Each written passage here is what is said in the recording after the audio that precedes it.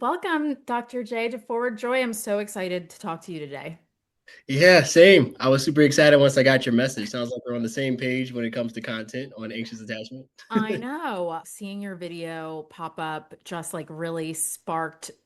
Well, first of all, I think confirmed a lot of things that I had been thinking and kind of private conversations I've been having with friends. And then as I like started diving deeper into your content, I was like, why have I never seen this person before? I feel like your perspective is so valuable. And I think there's a lot obviously there's a lot of talk about attachment styles on the internet right now, or just like over the last like 5 years or so. Like something that really shocked me was when I saw the book Attached being sold at the register at Target.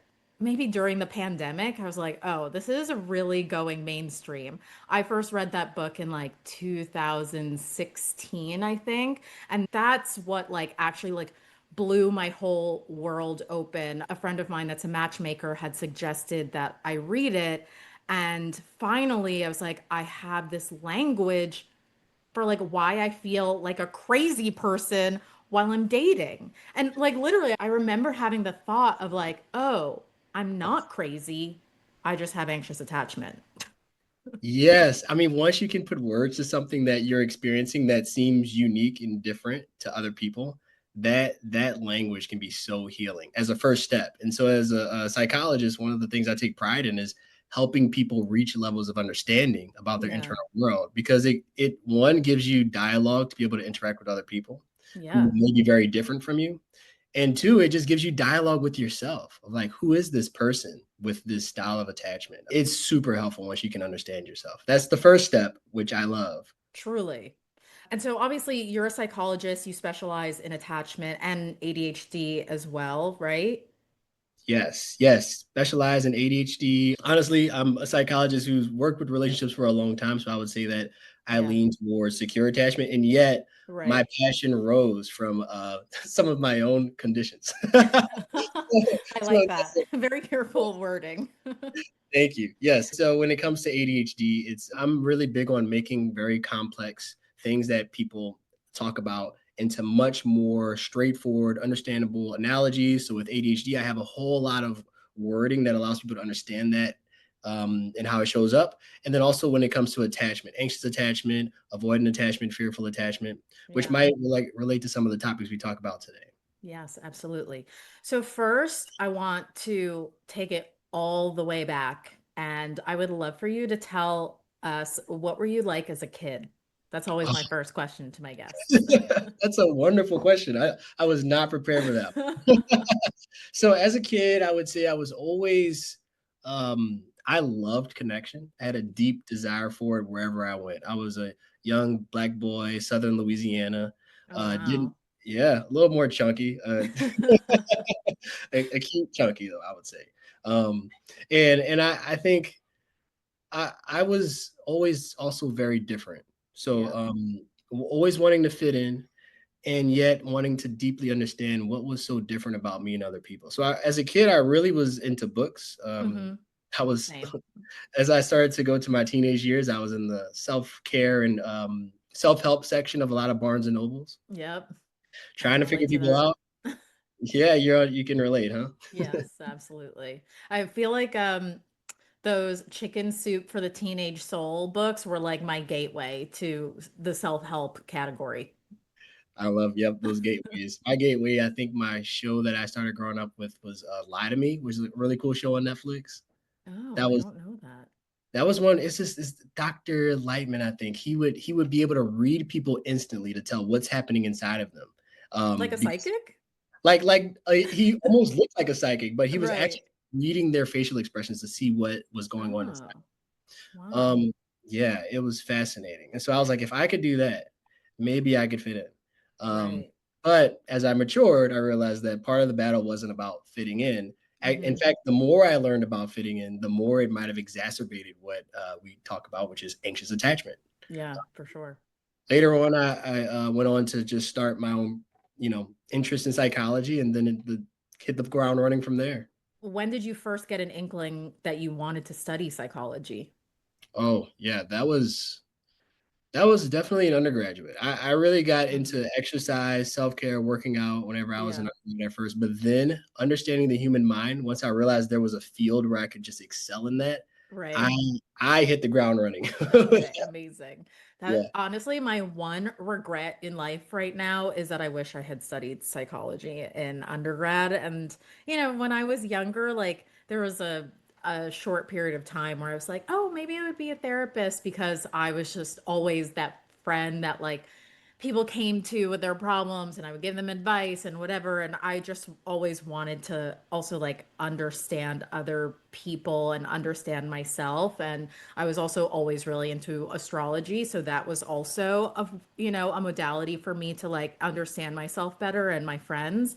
Um, but then I don't know, my interest in fashion really took over, and then my dream became working at a fashion magazine. So I kind of lived that out for about, a good like 10 to 12 years. And then now I've kind of transitioned into this like wellness and self-help and like mental health advocacy. So now I'm like, okay, well, maybe I might go back to school. Yeah. We'll Hey, we'll well, see.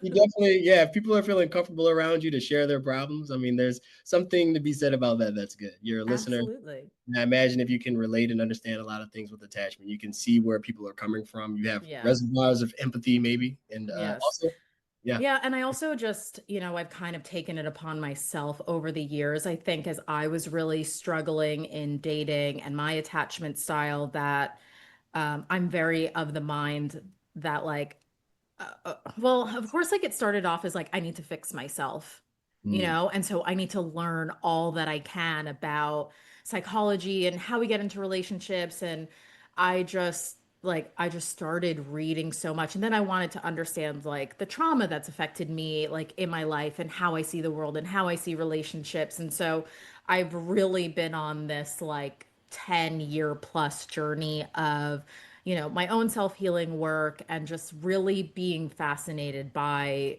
the mind and also like the psychology around relationships. So, um, yeah, that's also how, I've been like working through all of this and like my own issues and whatnot, and being in therapy. I've been in therapy since I was 11 years old because I started having anxiety attacks and issues around that. And that also like was deeply impactful in my life in a sort of negative way. But now as an adult, I can understand how that was like such a crucial moment in my life that like helped me become the person that I am today.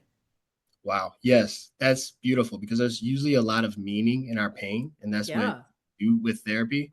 Sometimes you don't get that experience and you're left to not have someone to talk to. Yeah. Um, one of the people that I really appreciate his work, Gabor Mate, he talks a lot Oh, about yes. the importance of having someone to talk to and attach. Totally.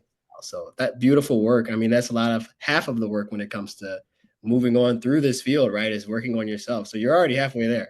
Yeah, I feel like I'm in like finally I feel like I'm not in that like, oh, I need to fix myself mode. Now I'm more like, oh, I can just exist and like take the lessons that I've learned, and it's kind of like the training wheels are off and now I can ride the bike and I'm okay. And I still have to check in with myself. I'm still in therapy. I'm still, making sure that I'm like doing the things that I need to do to like function as a normal person. But I'm less coming at it as like there's something wrong with me. Mm, Because through that healing work, I've been able to see that actually, oh, there never was anything wrong with me. Like, this is also just part of the lessons that I'm on this earth to learn. And, this is just part of my journey. And of course, like, I've learned the tools that I needed to better support myself.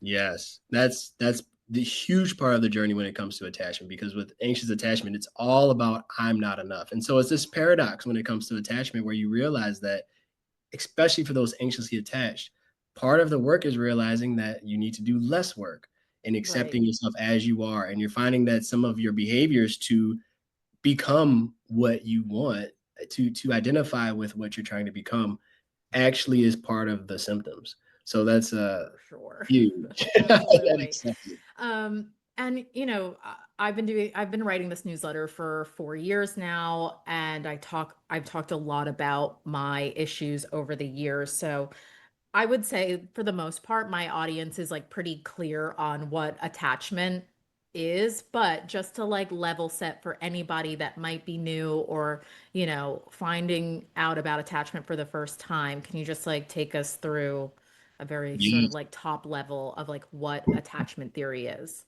Certainly. I love this question so much.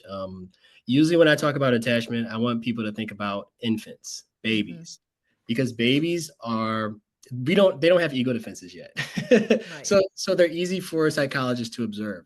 So when we were developing the names for these attachment styles, it goes all the way back to a phenomenal researcher right after John Bowlby, Mary Ainsworth. Yes. So she's a fantastic researcher, and she developed this strange situation where infants would enter a room with a two-way mirror with their mother. And in order to observe different styles of attachment, they would have the mom leave the room, and then they would have the mom come back into the room. And they would Hmm. observe how this infant would react to this departure of their secure base and then the return. So I would say if viewers are really trying to understand attachment, looking at those infants' responses is actually a fantastic way to really just get deep into that. Yeah. When it comes to attachment styles, attachment is basically a fancy word for connection. So if you're looking at that experiment, the anxiously attached kids, sometimes they had to stop the experiment because they were so dysregulated. If Yeah. I don't have mom's face reassuring me that everything's okay, then I can't regulate internally. Right. Another way to point that out is like if me and you are doing this meeting right now and you're making a funny face and I had anxious attachment, I might not be able to continue because I'm like, your facial Okay. expression is dictating my internal experience. Right. The avoidant kids in the experiment as infants, they seem to be the most okay. They were just crawling around, playing with blocks. But later studies showed that based on heart rate data, these kids' hearts were racing just as much as the anxious kids in the experiment. Hmm. Avoidant attachment, if you made a funny face, I would think, oh, you probably just have to go to the bathroom or something, or Right. whatever, Or I'm whatever. sweating profusely because there's a heat wave. There we go. Yep, exactly. And so with avoidant attachment, the issue though is that you minimize your internal experience so much that you lose touch of it. Some people think that those with avoidant attachment just don't care intentionally. And yet, a lot of times, what happens is that they've trained themselves so habitually to turn their emotions off Right. that they actually aren't aware of them and they need to build that up again. Right.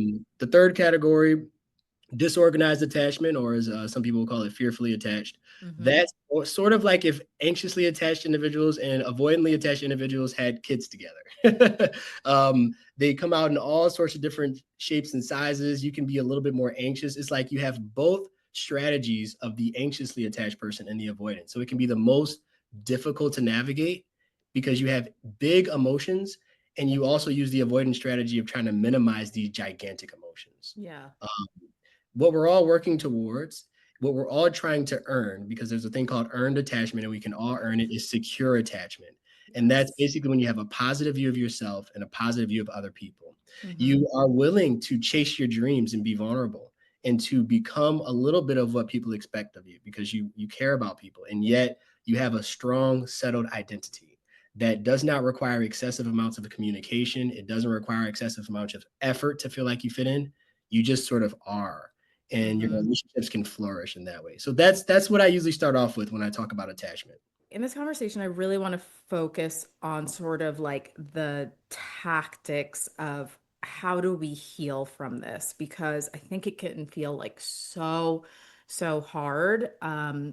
Because like when I think back to like the height of my anxious attachment, being aware of it and aware that I wanted to fix it, I kind of thought that I just had to like muscle through it and that maybe like I needed to just like date more and that I would get more comfortable with like the uncertainty, um or that like I could just tell myself like I need to just stop being anxious, like I'm overthinking things.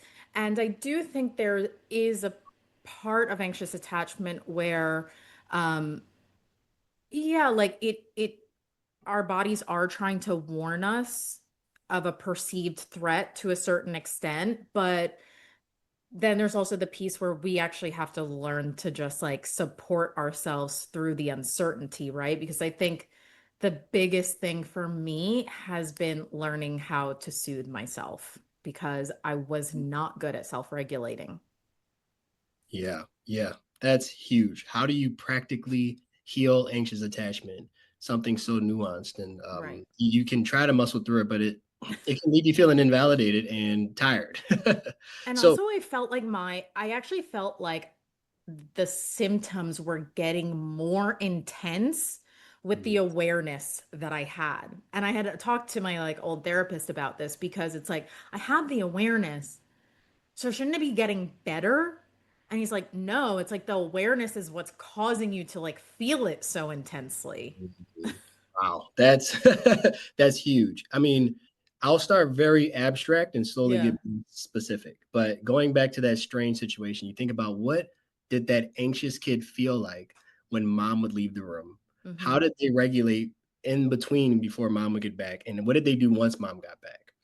The symptoms that came up, as we found in research, are more so dictated by the responses of the parents, inconsistent parenting, all that. Right. And so when it comes to healing attachment, the first thing you have to understand while looking at that anxious kid is realizing that they've used a very adaptive coping strategy to navigate a very difficult world. Yeah.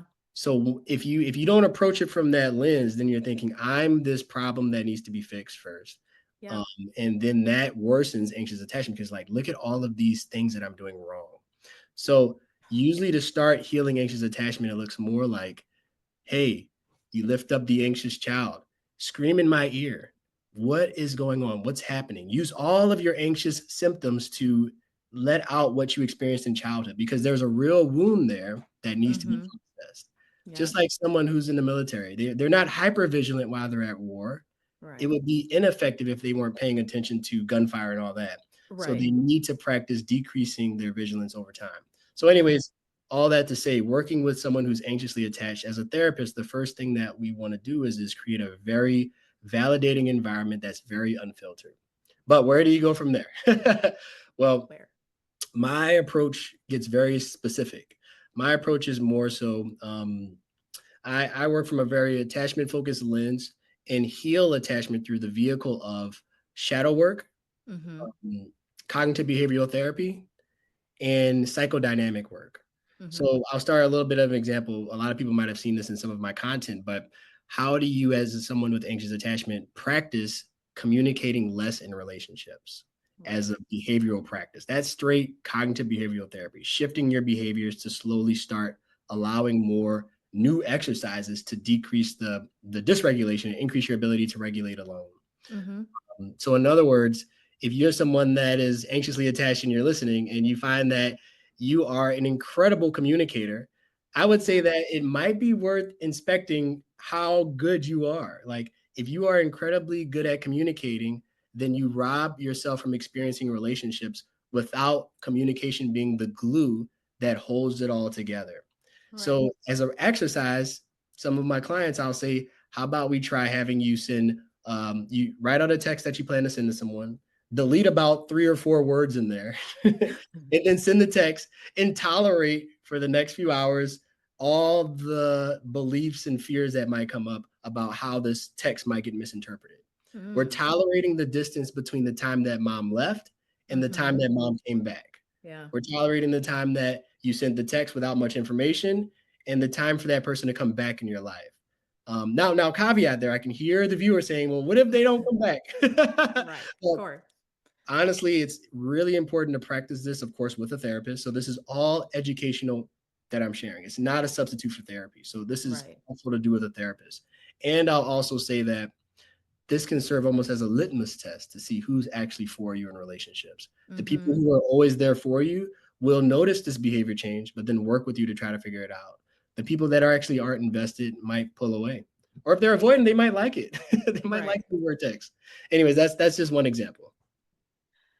Yeah, I think the communication thing is so fraught because so much of our communication happens over text right now. And obviously, I reached out to you after I'd seen your video talking about texting less because you brought up how a lot of that is rooted in control, right? Like you think that if especially like for me, it's like if I send the right text or if I say the right thing, I can keep this going. And it really I really started to see how I had this like perfectionism issue where it's like, oh, if something didn't go right, then I'm like, oh my God, it's because I said it like this instead of like this. Mm. And I know also a function of this is like of anxious attachment is we're very quick to blame ourselves. And I'm sure we'll get into that as well. But like, it was even the hyper vigilance around someone's text message and trying to like read between the lines. And it's so anxiety inducing. And so for me, I think, especially like in my last relationship, there was a lot less texting. And I think that's what helped kind of like correct things in my brain was that I could see like, oh, my ex-boyfriend and we don't text every single day, but when I see him or when we talk on the phone, he's still just as excited to like see me and actually nothing has changed because in my mind I don't know if everyone else feels this way, but like for me, it always felt like, oh, their feelings for me could change at the drop of a hat. Like we might text right now, but then because I didn't say things perfectly, oh, now the next day they don't like me anymore. Yes. Oh, yes. 100%. This Ugh. is so true I'm because when like, it it's gets, like so hard to like relive that because yeah. it just, yeah, it's like, it's so deep. Yeah. Yeah. And I can even sense that as you even talk about it, it brings up those emotions, and it's that control, that squeezing of things. And it's every time that you work towards control, it can rob the opportunity of you to see what you talk about, you see now, right? This Yeah. this freedom, this lack of effort that actually can breed more authentic connection. And I mean, I'll always say as a cognitive challenge, this is going back to CBT, Mm-hmm. who's the bad character in the story when you were abandoned as a child? Right. Was it you for not crawling the right way? Was it you for not putting the block a certain way with mom? Well, no, Right. it was the inconsistency. It was Yeah. people who abandon you. And so Right. when you're in relationships, I'll say the first thing for you to work on is not your performance, not about sending the Mm-hmm. right text. The first thing to work on is the conversation that I'm having with you right now, which is Mm-hmm. yourself reflecting on how you navigated the situation. Mm-hmm. You can tell yourself after a communication experience, it wasn't my communication, and everything that I did might have been perfect. And the majority of what impacted the situation might have been outside of my control. You're taking the first step to work towards secure attachment. Mm-hmm. What do you say to people who think that texting is like an indicator of like the health of a relationship? Like, I think a lot of people think, well, when someone really likes you, you text every day, all day. I don't. Well, I'll say this just very frankly, texting is it's like that's almost like comparing well, I shake hands with my partner more often. And that means our relationship is healthy. It's like every relationship has a different culture and style. Anxious Right. attachment is so going to Jungian shadow work, Mm-hmm. attachment is all about control. The child loses control. And so whatever tool you use to try to maintain control Control. in a Mm. relationship, that's the part that we're trying to shift. So if Yeah. that's texting, then Right. okay, let's try to let go of control in that way. For some people, you have this culture or this style of they're both just texting relentlessly because they're just getting this passion, and they're not even thinking twice about it, but that's just what they do. They might Right. not even have that area of concern. So it's Mm. underneath the texting, which is control, and usually that's just a common hotspot for issues with people with anxious attachment. Right. Um, I know, and I remember back in the day when um say in the gap of I haven't heard from the person, I would constantly like reread messages. Like, do you Mhm. find that with clients? Like, I would have to like reread them to kind of reassure myself that like actually things were okay. I'm like, no, like this conversation went okay, like it'll be fine.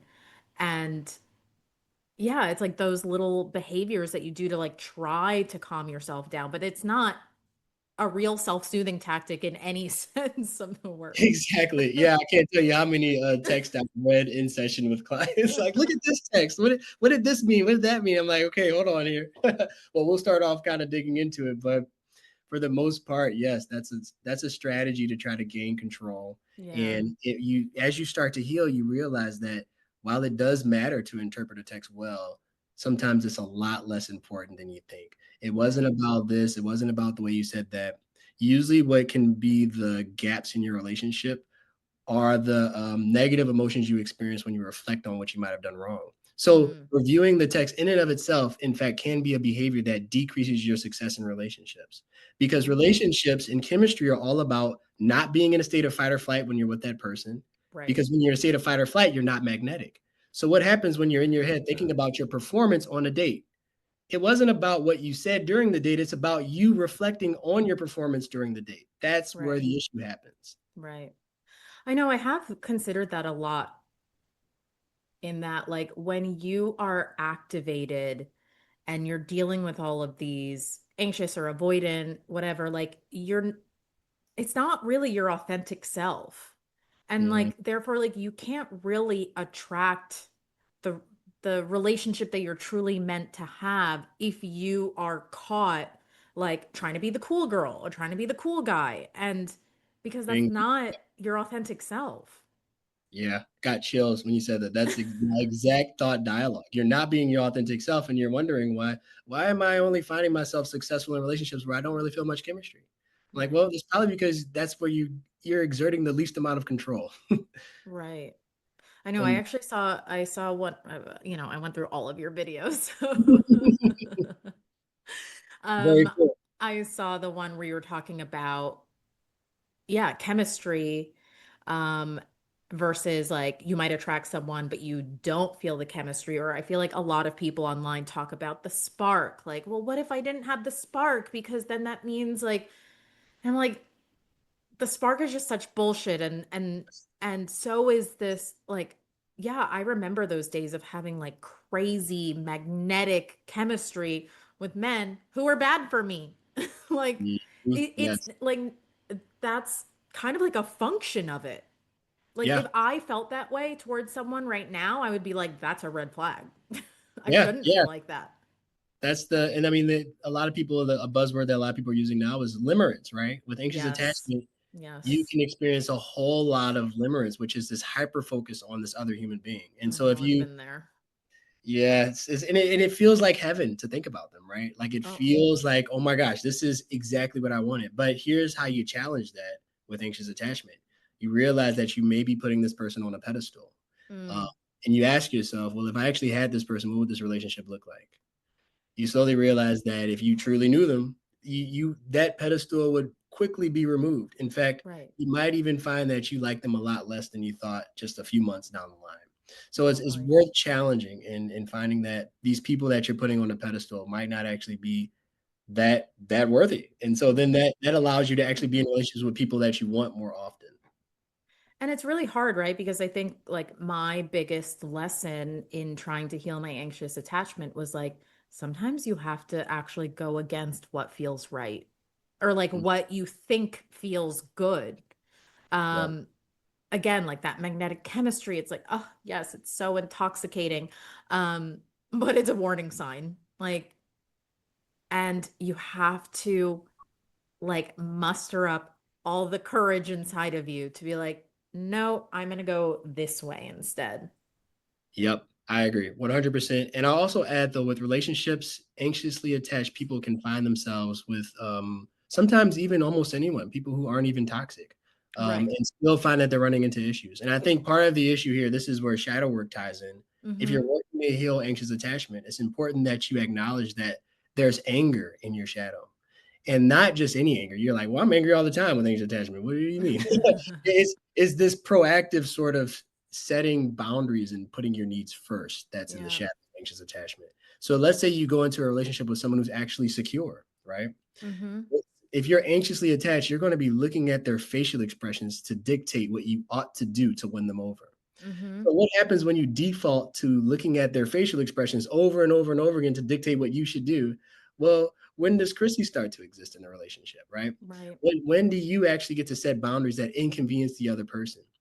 Because if you don't ever do that, 3 years are going to pass by and the relationship's not going to look anything like Chrissy, but all Yeah. about whoever you're with. So also with Right. anxious attachment, it's about proactive anger. because that's something that's worth challenging that might show up more in avoidant people that you might judge too harshly. I'm always asking, what do you judge most harshly in other people? Because we might need a little bit more of that in you, if that makes sense. Right, absolutely.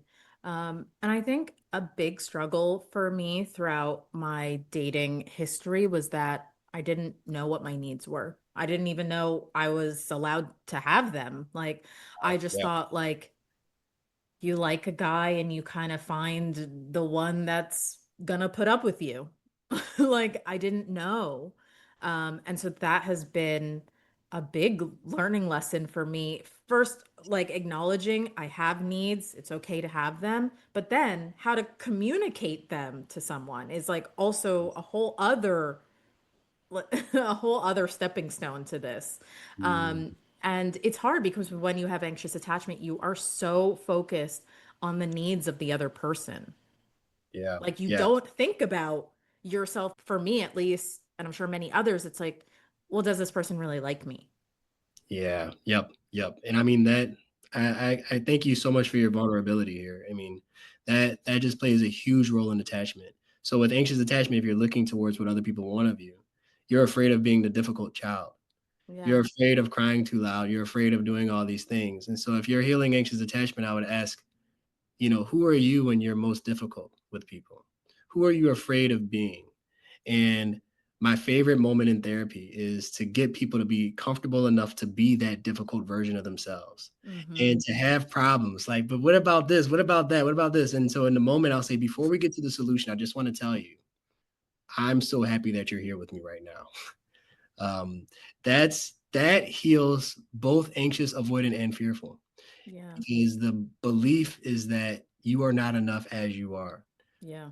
Once you start seeing, if you can be strong enough as a therapist with your secure attachment and not get caught up, oh, I need to help this person, or oh, is this person making my life more difficult? If you can joyfully feel that correct connection with them, because that's the two things they find in the research that heals attachment when you're in a relationship. That's how I work dynamically. One Mm, thing that heals both infant and adult attachment is if you can experience genuine joy with someone else when they're both at their best and at their worst. mm, And the second piece is if you can meet their needs practically. yeah, There's a whole lot of research on that. for sure. Yeah, it took me a very long time. I'm like not to go into my entire childhood, but I have Jamaican immigrant parents who, Mm. came to this country and were very, very focused on security for me and my brothers. So my emotional needs were not really important whatsoever. And I am a highly, highly sensitive person. I see. I cried a lot. Like I was just like, look at me the wrong way and I'm gonna cry. So yeah, I was taught from a very young age that like my tears were not okay. It made my parents very uncomfortable. They didn't have the bandwidth to like deal with that. So it took me a very long time. And I remember like the first time I went to therapy in my 20s, to like start working through relationship stuff. Like I remember going to my therapist and being like, like I'm too sensitive and I need to like fix that. And now I'm like, my sensitivity is what makes me an incredible human being. Yeah. Yeah. That's so beautiful. You didn't have someone to talk to. And maybe, of course, you had parents maybe you loved and they loved you. And yet, Of like you said, course. the bandwidth, Yeah, they the didn't have ability. it. They just didn't I mean, have it. And, it's that's a work that I'll be doing for the rest of my life with my with my parents as well.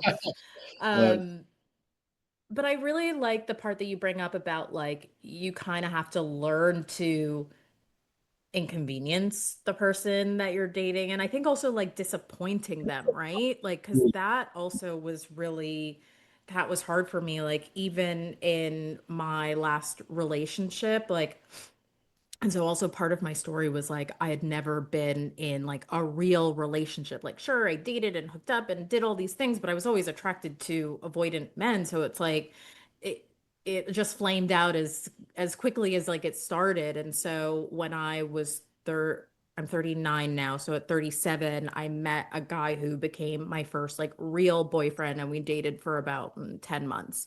And I would say he was secure, but definitely had avoidant tendencies. Sure. So he definitely created like a safe enough container for me to like truly see that like, oh, I don't have to show up perfectly and this person still cares about me and all of those things. But when it comes to disappointing, like I just think about there was one time I was supposed to go to his house, but I actually decided like I didn't really want to. But we always had this routine because I live in London half the year. So I met him in the UK and he lived like an hour and a half outside of London. So yeah, there was just like for the first time, I was like, actually, I just don't feel like going to your house. I don't want to. And so I texted him and like I started getting emotional writing Wow. this text to him. It was like so it was just like it felt like it came out of nowhere. But and I took that to my therapist, but I was like, I got so emotional just telling him like, no, I'm not gonna do this thing, because there was a part of me that was so not even like worried, but I hated to like disappoint him Mm, because we yes. had plans. Yes. With anxious attachment, distance feels like abandonment. You Yeah, even conflate. when you're doing it to the other person. Exactly. Everything's a two-way street when it comes to symbols. So you know how bad it hurts when somebody's not there. And so as someone with Mm-hmm. anxious attachment, you overestimate how much pain other people are experiencing when you Right, distance. right. What your brain says is abandon Yeah. them. And so you picture them crying in the corner when they might be, Which at he Taco was absolutely fine. Bell. He So loved he loved the distance. yep, yep. And so that's the overestimation on the other side with avoidant attachment. You're speaking two different languages. Yeah, Regulation for the avoidantly attached person comes from space, independence, standing on your own 2 feet. Anxious yeah, attachment regulation comes from closeness, intimacy, and being heard. So I think that's a beautiful story, right? Where you yeah. challenged the mold with you. That's how you heal anxious attachment. You do Right. something that is actually reality based, but goes Mm-hmm. against your core Goes beliefs that you've developed from childhood. So that's totally. incredible. And then also be obviously like having the example of like, okay, yeah, I told him I'm not coming, and like, guess what? Everything is still fine, and we're gonna see each other in a couple days, and nothing has changed. Yes, surprise. Yes, you're like, wow, things are still the same. Same, right. Things are still the same. And I know like conflict, obviously in general, in couples, where someone has anxious attachment can be really hard because the anxious person always feels like, oh, things are over. Like we got into a fight, now things are over. Or like Mm, this person doesn't care about me anymore. right. And then the behaviors that you do as a result of those thoughts then actually make the relationship become over sometimes, especially Right. if you're with someone who's avoidant.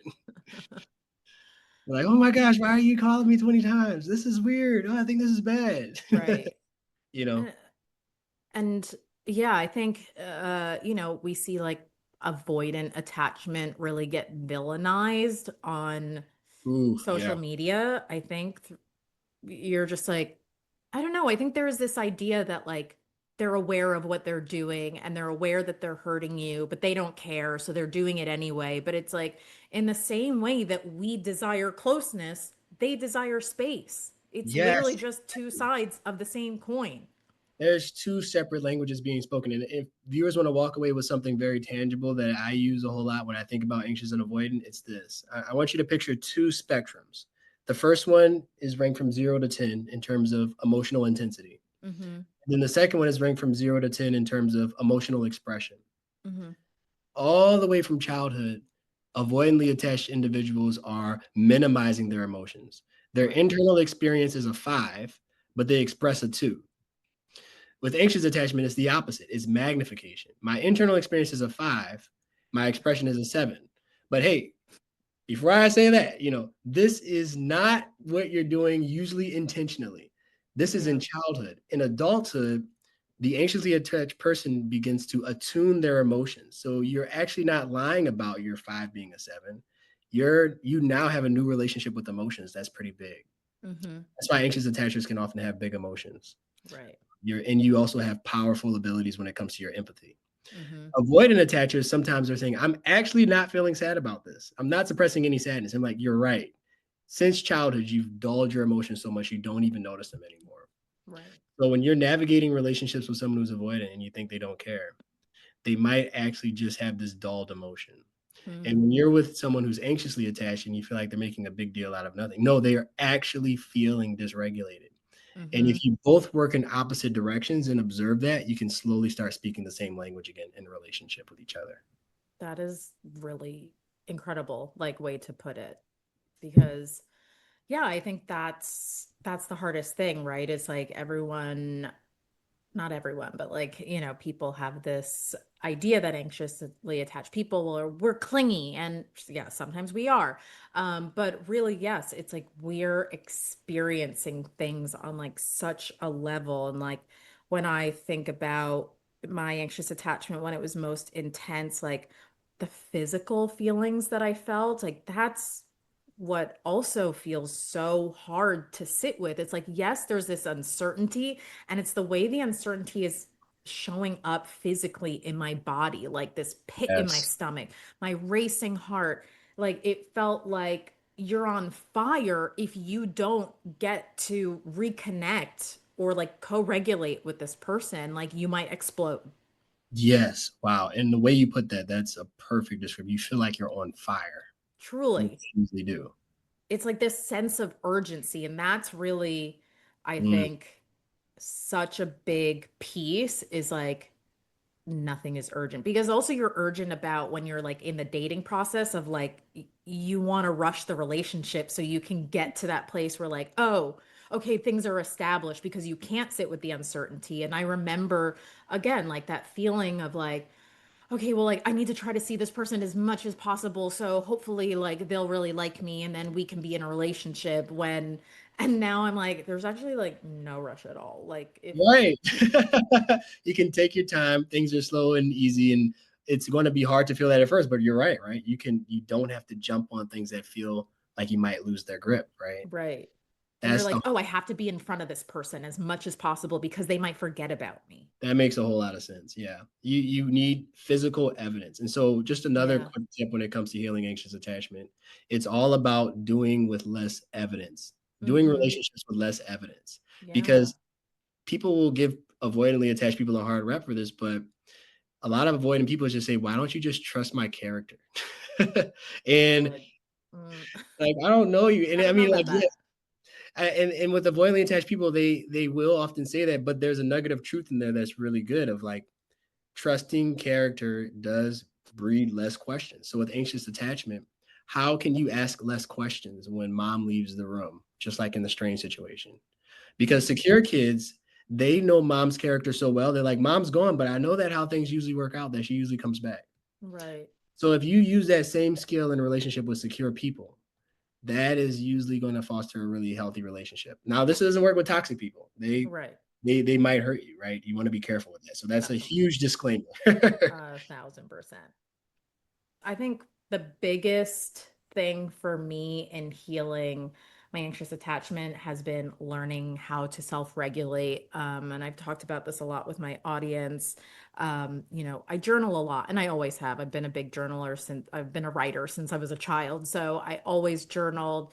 But actually, a big thing that started helping me was talking to myself and like talking to my inner child, especially because, right, there's that inner child in us that feels abandoned. So like reminding myself or even thinking about a younger version of myself and telling her like, I'm not going anywhere. Like I've got you no matter what. Even if this person does not want to be with you, it doesn't matter because I got you. Like I'm Yeah. always going to be here for you. And just like I'll go on a walk and like chant that to myself over and over and over. Sometimes if I'm doing it at home, I put my hands on my heart and I remind myself, I've got you no matter what. And like, yeah, in the beginning, it doesn't really feel like it's doing that much, but like there gets to a point where you're like, oh, I've actually I've shifted things for myself. And like now I really do, because you have to build that trust with yourself, right? Like in the beginning, you Mm, don't trust that you actually can take care of yourself. So you have right. to literally build that brick by brick that, like, no,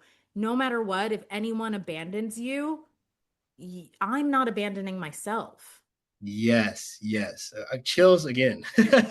Because with anxious attachment, you are trained since childhood to look externally for Yeah. acceptance and regulation. You're Yeah. looking towards the facial expressions, the Instagram comments, the likes, or whatever. And if somebody leaves a negative comment, you're like, oh, this post was a bad one. Speaking as an influencer with anxious Right. attachment. But with anxious attachment, if you slowly start to build that relationship with yourself, like no matter what is happening in the external world, Mm-hmm. I'm interpreting this reality as true. Mm-hmm. And this feels like I'm doing this with integrity. Yeah. That is something that you want to keep building to be enough. Self-care, because that sends receipts to yourself saying that I am enough.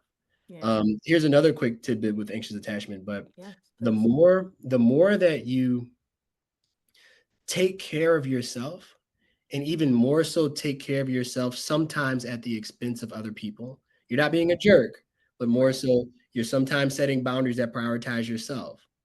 The more that it sends a message to your psyche that your wants and needs are worth whatever you just did. Yeah. So if you're constantly in relationships and putting yourself beneath others, you're like, let me just maintain a sense of control by putting myself beneath this other person by complimenting them 5 times. That's going to send a message to your psyche that this person that you're talking to is far more important than you. Important. So if somebody's more important than you and they're upset, then you're going to be upset. So Mm-hmm. the only way to work towards really healing anxious attachment is when you start to put yourself a little bit higher so that your wants and needs are more important in relationships, so you can start to build that self-trust. Yeah. Because self-abandoning is just, it's like goes hand in hand Ooh, with self. anxious attachment. Right? Mhm. It's like you are willing to do whatever and you're willing to like sometimes forego your own like self-worth, self-esteem, self-respect, like just to get this other person. But then you're like, Yes, for what? right. And again, You're like a being relationship like that is not going to work because you are not your authentic self. exactly, exactly. You've been hazed to the point where now you sacrifice so much and you feel like, well, now it's worth it because I need to be this new person. But Right. yes, healing anxious attachment looks like putting your wants and needs first.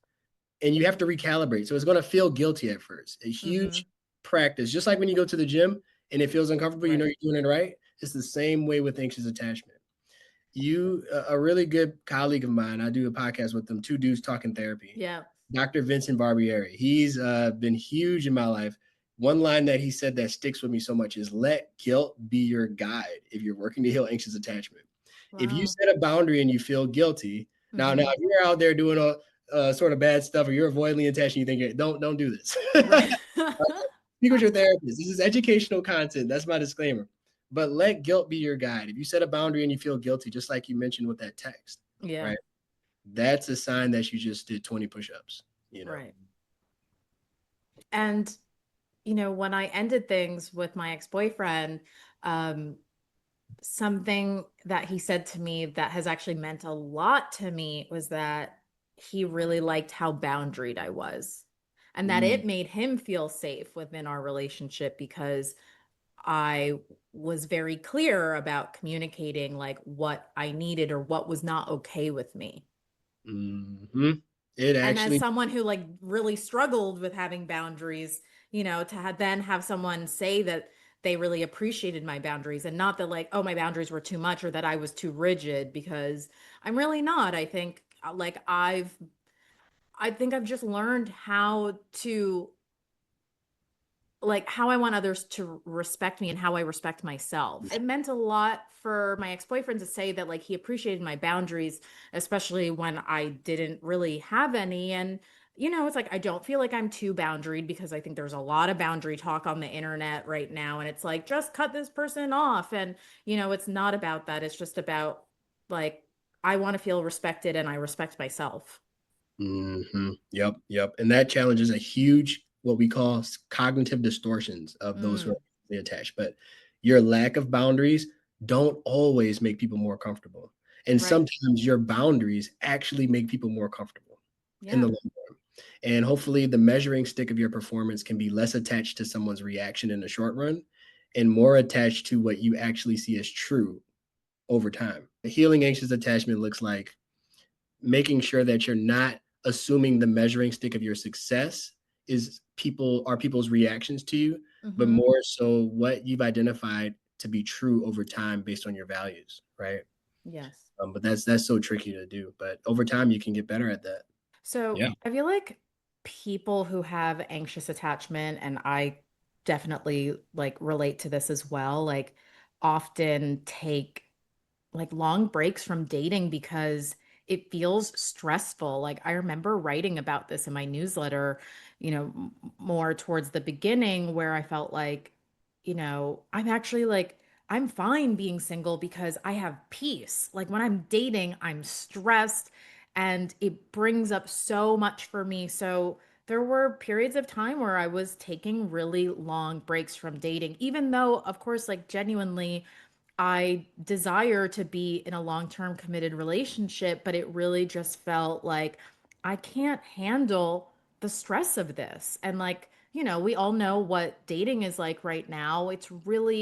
It's complicated with apps and whatnot. And just, I think, especially if you live in a major city and like I live in New York, I also spend time in London. And so I think there is also like a different vibe when you're dating in like a major city than maybe if you were dating in like Louisiana or or certain parts of Texas. Part of the question is also around healing anxious attachment and whether we can do that alone or we need to Mm, be doing that in partnership because I think for a long time I also thought like I need to be on my own to heal this. And sure, I think there were aspects of that healing alone that was really helpful, but I think where I experienced the most growth was actually in a relationship that felt like there was a safe enough container for me to explore a lot of the things we've talked about,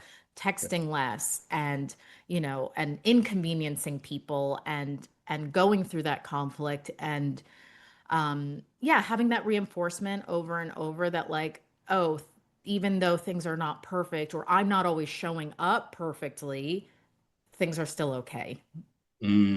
yeah. And I mean, to go to the first part of what you talked about, dating is extremely difficult for people with anxious attachment.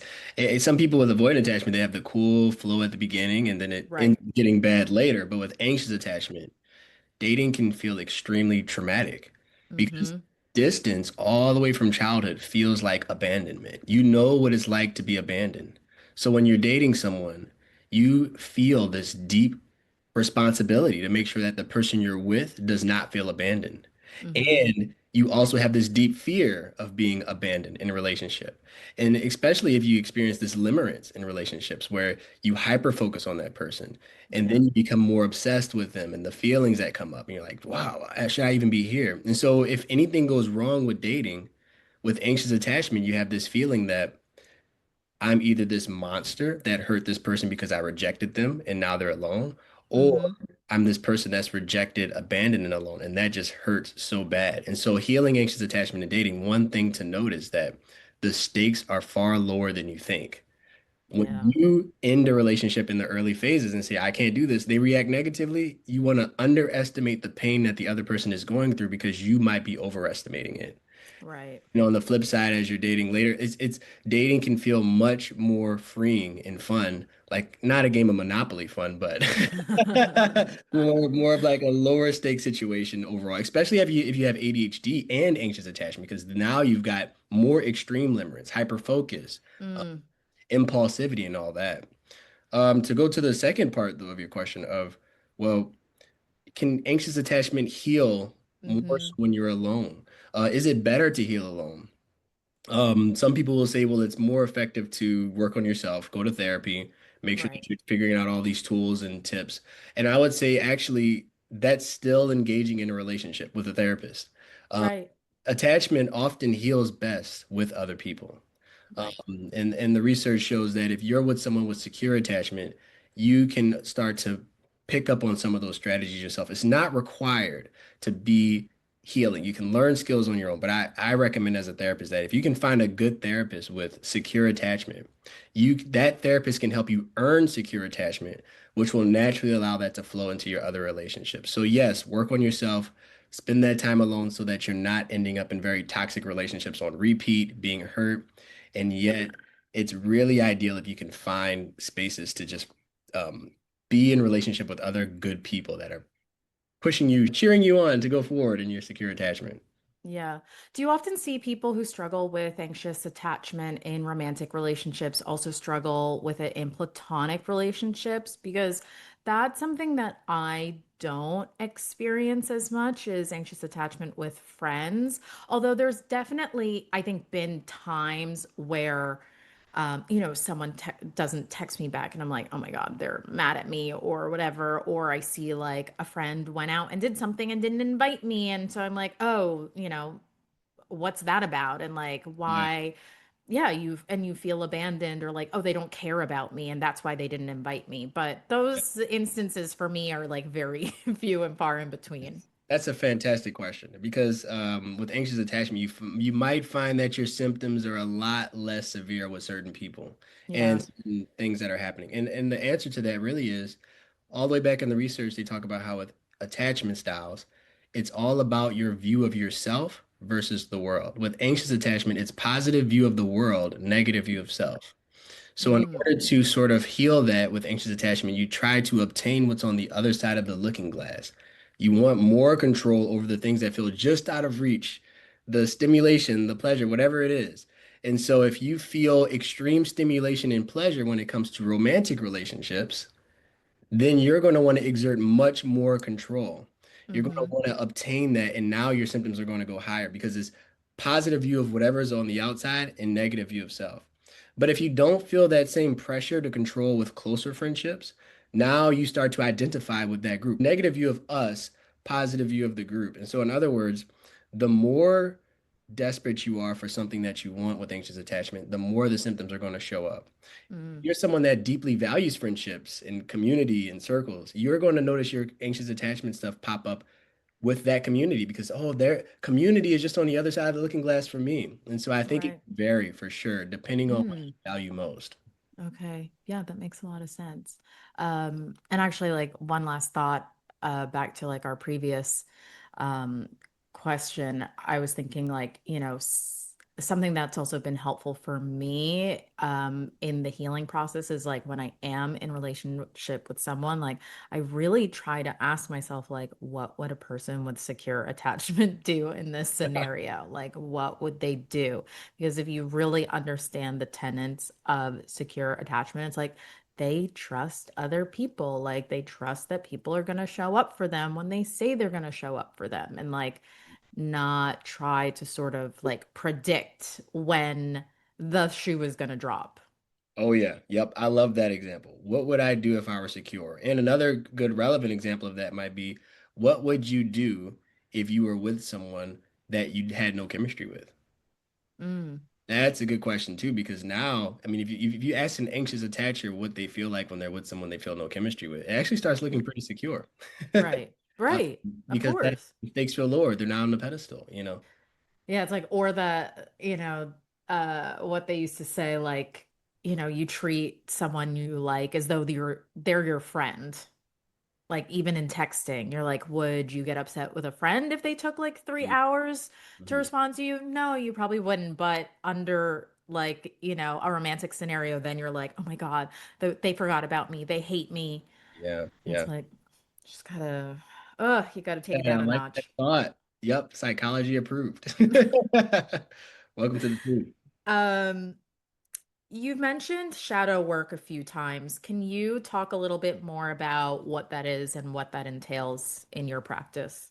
Sure. When it comes to shadow work, I use this analogy a lot. Imagine that you're a child going to a bonfire as a kid, and somehow you accidentally touch a hot rock or something like that.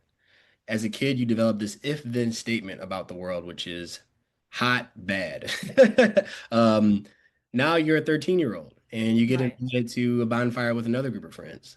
And because you've associated heat with bad, you tell your friends, I can't go to the bonfire. And they say, why? Well, I just don't like them, you know?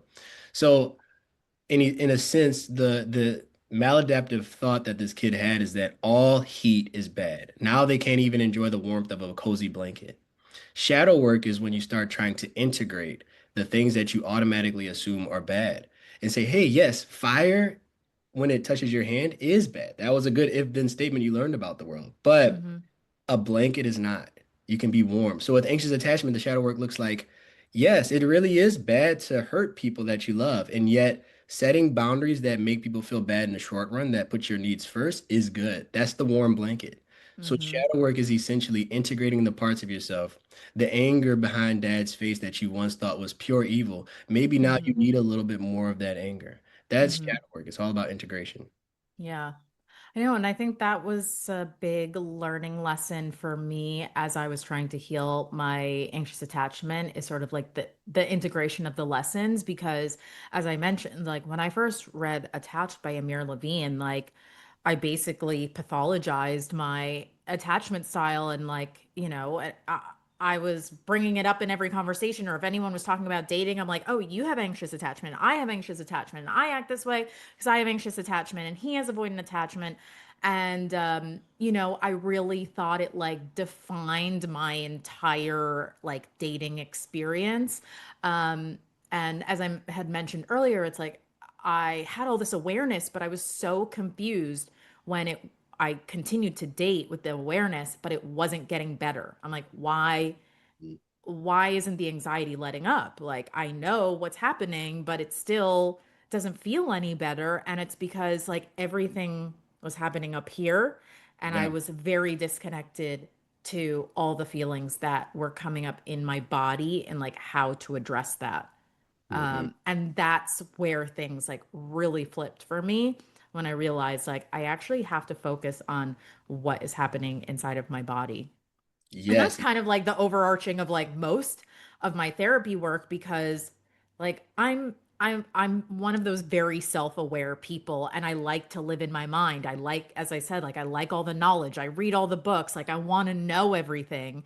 And it's one thing to know everything, but like how do you actually integrate it so you can also act from that place? And a lot Yes. of times it's like, yeah, you have to get in touch with what is happening in your body. Yes, exactly. It's like sometimes the hardest part of the work is first identifying your cage. Mhm. It's finding out that you're in a cage because the hardest time to escape a cage is if you don't even know you're in one.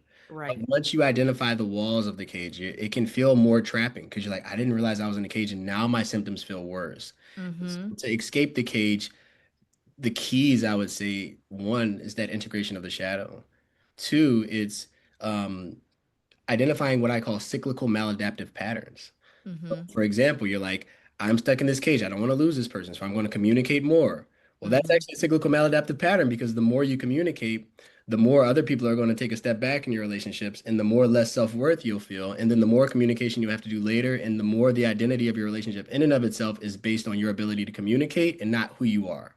Right. So escaping that maladaptive pattern through cognitive behavioral work looks like challenging the if then statement that more communication equals more intimacy. And so you turn the key just a little bit that way, and then the doors loosen just a bit. And Mm. now you can exist in a space where you're communicating less.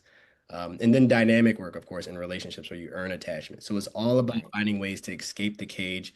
And I don't know that a lot of providers do a whole lot of that sometimes. And I Right. think if you can build habitual techniques with your clients and they start to actually see the cage can loosen while I'm still accepting myself, Mhm. it's like, wow, I didn't even know this was possible. Um, Yeah. You have great analogies. I love the cage. That's a great one. I speak through analogies. Yeah, and for me, listen, I I've been in and out of therapy, and since I really learned about attachment styles, like I sought out a therapist that specialized in attachment, but it still actually wasn't enough, and I ended up switching about two more times. Like right now, my therapist specializes in IFS, and so that's been really, really helpful, and she's trauma informed, whereas my attachment therapist before was not trauma informed. So, yeah, I think also sometimes it's important to realize that you really need to work with the right mental health provider. Like, not all therapists are created equally. And you really have to find like the method that works for you, Hmm. which I know is a lot harder to do than, I agree. If you have to have a really good communication. I would say while anxious attachers struggle with the over communicating piece, I think healthy therapy looks like good communication. If you've experienced trauma, Mm-hmm. hopefully that therapist is trauma informed and doesn't start to try to get you to loosen the walls of that cage until you have the skills and consent to start Mm-hmm. doing so.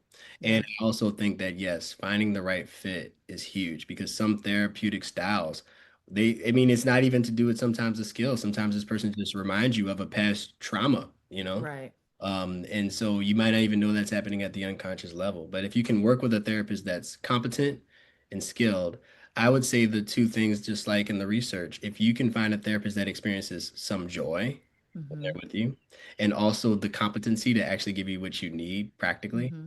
that's a really good fit, you know. But it's Yeah. listen to your gut. You know, anxious attachers, your gut is incredible. Yes, it Wow. really is. It's a Yeah. gift. Yep. All right, final question, Dr. J. What's bringing you joy right now? Oh, that's such a good question. Mm. Um, so many things are bringing me joy. I can say this, sort of I feel like I'm bragging when I say this, but I'm going to say it. I don't really want to sleep much at night as of late because I'm so excited about what I get to do when I wake up. I Um, love that. Doing therapy, working with clients and allowing them to, I mean, once you have that moment where a client notices their cage and then Mm-hmm. finds that they can unlock it and finding that through both dynamic work and then cognitive work and shadow work, Mm-hmm. that just is so joyful to me.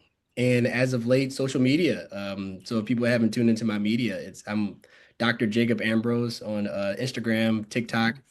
I get so much cool feedback while the platform's for educational purposes. I just Great. truly enjoy data. I'm very data driven. So when people Mm-hmm. give me feedback, I'm like, oh, cool, people like this. And then my anxious attachment flare pops. I'm like, oh, let me shift it this way. I'm like, no, wait, stick with your identity, Dr. J. Keep going. But anyways, I'm loving what's happening in my life right now when it comes Yeah. to trying to just get people on board with therapy and understanding that there's a path towards growth. And when people feel Absolutely. joy, oh, I have to say this. When a Go. client is difficult or they perceive themselves as difficult, and I can say, I just am enjoying who you are right now in this moment, Mm. taken aback. That's my favorite moment.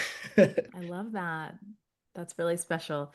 Thank you so much for being here and for all your wisdom. This was such a great conversation, and I'm so glad that you're making content on social media so that I found you. Yeah, I'm so glad you found me, and thanks for even considering me for this newsletter. It's an Of honor to be course. here, and I love your material as well. I was just looking through your Thank website, you. and it's beautifully Thank designed, you. and I can tell that you have a deep passion for just putting all this information out there. So thank you for what you do for other humans. Thank you. That's very nice.